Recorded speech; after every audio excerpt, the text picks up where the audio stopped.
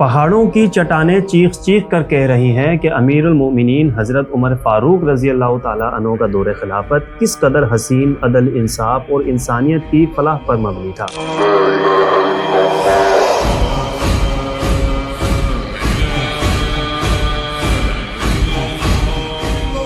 آج سے تقریباً 1400 سال بعد بھی لوگوں کے ہاتھوں سے لکھی ہوئی وہ تحریریں زندہ ہیں جو اس بات کا ثبوت ہیں کہ اس عظیم خلیفہ کے لیے لوگ ہر لمحہ دعا گو رہتے تھے، ان سے محبت رکھتے تھے۔ مدینہ منورہ کے علاقے المہد میں آثار قدیمہ کے ماہرین نے ایک چٹانی کتبہ دریافت کیا ہے جس کے اوپر یہ تحریر لکھی ہے: اللہ ولی عمر ابن الخطاب فی الدنیا والآخرہ لا الہ الا اللہ، یعنی اللہ رب العالمین عمر بن خطاب کا دنیا و آخرت میں مددگار رہے، کارساز رہے، بے شک اللہ کے سوا کوئی معبود نہیں۔ ماہرین کے مطابق یہ تحریر ابتدائی اسلامی دور کی یادگار ہے جو کہ حجازی رسم الخط میں تحریر ہے۔ حضرت عمر فاروق رضی اللہ تعالیٰ عنہ وہ عظیم انسان تھے جن کے بارے میں خود رسول اللہ صلی اللہ علیہ وسلم نے اللہ رب العالمین سے دعا فرمائی تھی کہ اے اللہ، اسلام کی سربلندی چاہتا ہے تو عمر بن خطاب یا عمر بن حشام میں سے کسی ایک کو میرا ساتھی بنا دے۔ باہر عمر ابن الخطاب تلوار لے کر کھڑا ہے۔ پھر اللہ رب العالمین نے فاروق اعظم کا انتخاب کیا اور ایسا ساتھی بنایا کہ آج بھی رسول اللہ صلی اللہ علیہ وسلم کے ساتھ موجود ہے۔ یا رسول اللہ،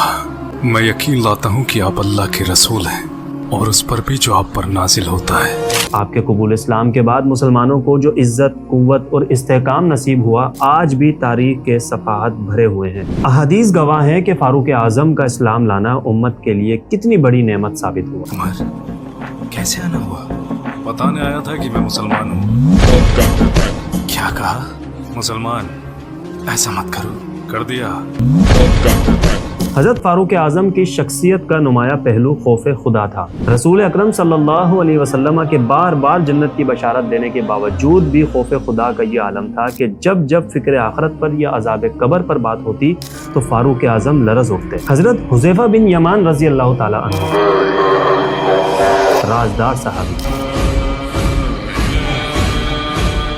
جنگ تبوک کے موقع پر رسول اللہ صلی اللہ علیہ وسلم نے حضرت حذیفہ بن یمان رضی اللہ تعالیٰ عنہ کو 12 منافقین کے نام بتائے تھے۔ فاروق اعظم کے خوف خدا کا یہ عالم تھا کہ اپنی دور خلافت میں امیر المومنین رات کی تاریکی میں حذیفہ بن یمان کے گھر جاتے ہیں۔ کہتے ہیں حذیفہ، میں جانتا ہوں تم رازدار رسول ہو، مجھے بس اتنا بتا دو کہ ان 12 منافقین میں عمر کا نام شامل تو نہیں تھا؟ یہ سوال کوئی عام بندہ نہیں کر رہا تھا، بلکہ دنیا کی 2 سپر پاورز رومنز اور پرشین کو ایک ساتھ شکست سے دوچار کرنے والا آدھی دنیا کا بادشاہ امیر المومنین حضرت فاروق اعظم کا یہ سوال تھا کہ بتاؤ ان 12 منافقین میں عمر کا نام تو نہیں تھا؟ اللہ اکبر! وہ عمر جس کی سلطنت آدھی دنیا میں پھیل چکی تھی، مگر سادگی ایسی کہ ان کا اقتدار ان کا رہن سہن نہ بدل سکا۔ ان کے لباس پر پیبند لگے ہوتے تھے، ان کی زندگی ایک سادہ سے مسلمان کی طرح تھی، عام آدمی کی طرح۔ انہوں نے کبھی شاہانہ زندگی اختیار نہ کی۔ صحابہ کی جماعت نے کئی بار مشورہ دیا کہ دنیا کے حکمران آتے ہیں، امیر المومنین آپ اتنے بڑی سلطنت کے خلیفہ ہیں، کم از کم ایک لباس تو آپ نیا بنوا لیجیے، لیکن فاروق اعظم کی عاجزی کے آگے کوئی تجویز ٹھہر نہیں سکتی تھی۔ حضرت فاروق اعظم نے کبھی بھی اپنے منصب کا فائدہ نہیں اٹھایا، نہ ہی اپنی اولاد، نہ ہی خاندان میں کسی کو، ناجائز تو بہت دور کی بات ہے، جائز طریقے سے بھی اقتدار کا فائدہ اٹھانے کی کبھی اجازت نہیں، ہمیشہ سختی سے پیش آتے۔ فاروق اعظم نے اپنی وفات سے قبل ہی خلافت کے مسئلے کو سنجیدگی سے لیا،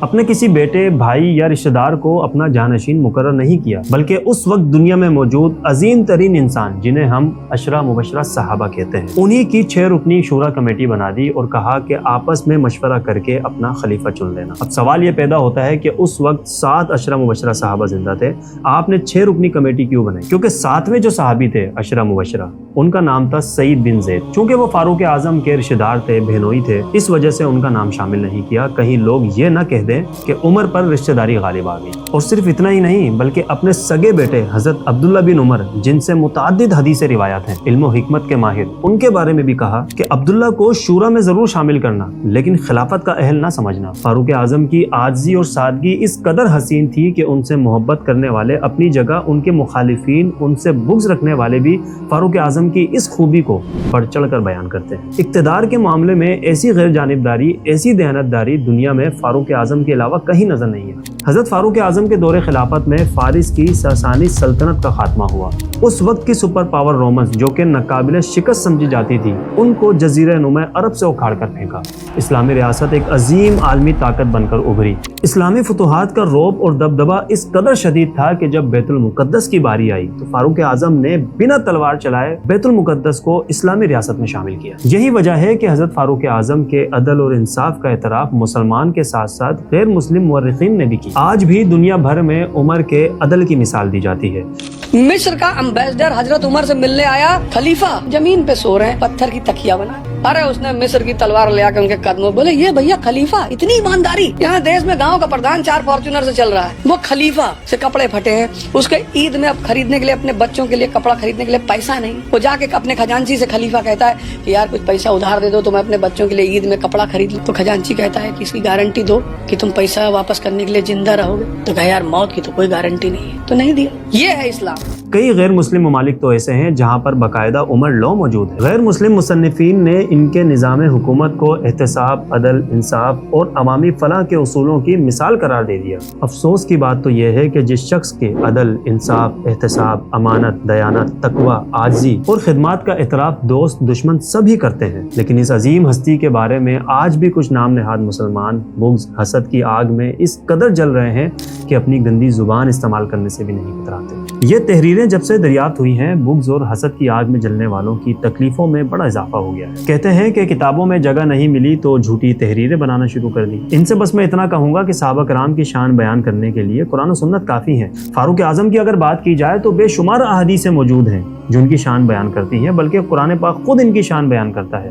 فاروق اعظم کی ایک شان تو یہ بھی ہے کہ بعض جگہوں پر انہیں کچھ چیز ناگوار گزری، ان کے دل میں خیال آیا کہ یہ چیز صحیح نہیں ہے، میرے رب نے قرآن اتار دیا۔ یہ جو پردے کی آیتیں ہیں ان کا شان نزول پڑھیں ذرا، یہ کیسے آئی؟ عمر کی سوچ قرآن کی آیت بن جائے، کیا یہ شان کم ہے؟ جن کے بارے میں خود رسول اللہ صلی اللہ علیہ وسلم نے فرمایا لو کان بعدی نبی لکان عمر بن الخطاب، کہ میرے بعد کوئی نبی ہوتا تو عمر بن الخطاب ہوتا۔ کیا یہ شان کم ہے؟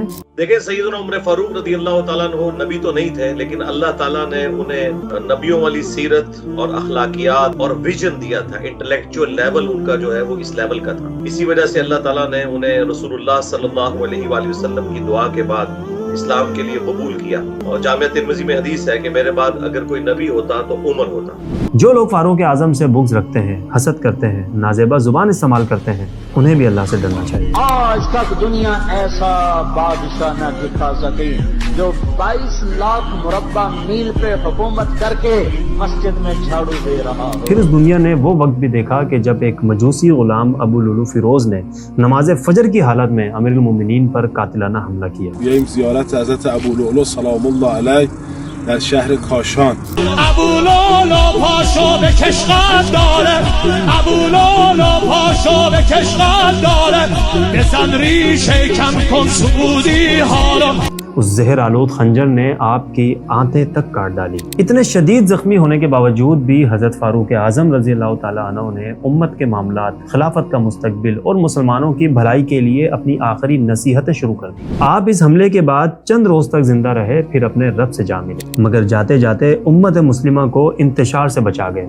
دشمنان اسلام کہا کرتے تھے کہ عمر فتنوں کا دروازہ تھا، یعنی جب تک عمر زندہ تھا فتنوں کی جرت نہیں ہوتی تھی کہ دائرہ اسلام میں داخل ہو سکے۔ اور آج بھی تاریخ کی کتابوں میں، احادیث کے ذخائر میں آپ جتنے اختلافات مسلمانوں کو دیکھیں گے وہ خلافت عمر کے بعد دیکھیں گے۔ آج صدیوں بعد دریافت ہونے والی یہ تحریریں چند الفاظ نہیں ہیں، بلکہ اس بات کی دلیل ہے کہ حضرت فاروق اعظم رضی اللہ تعالیٰ عنہ اپنے دور خلافت میں لوگوں کے دلوں میں کتنا عظیم مقام رکھتے تھے کہ ان کے لیے دعائیں مانگی نہیں جاتی تھی بلکہ لکھی جاتی تھی۔ خلیفہ وقت سے محبت الفت اپنی جگہ، ان سے راضی ہونے کا ثبوت چٹانوں پر نقش کیا جاتا تھا، جو آج 1400 سال بعد بھی دریافت ہو رہا ہے۔ حکمران تو ہمارے پاس بھی ہیں، میں اور آپ اپنے حکمرانوں کو کن الفاظ سے نوازتے ہیں یہ مجھے بتانے کی ضرورت نہیں ہے۔ حقیقت تو یہ ہے کہ اس دنیا نے بے شمار حکمران دیکھے ہیں، مگر عدل میں عمر، اعتدال میں عمر، انصاف میں عمر، احسان میں عمر، جنگ و جدل میں عمر، احتساب میں عمر، خوف خدا میں عمر جیسی مثال نہیں ہے دنیا میں۔ فاروق اعظم ایسی ہستی ہیں کہ جن پر بات کی جائے تو شاید الفاظوں کا ذخیرہ ہی ختم ہو جائے۔ آخر میں بس ایک ہی بات کروں گا، حضرت عمر بن خطاب رضی اللہ تعالیٰ عنہ کی دور خلافت کے لیے چاہے مسلم ہو یا غیر مسلم، دنیا آج بھی ترستی ہے۔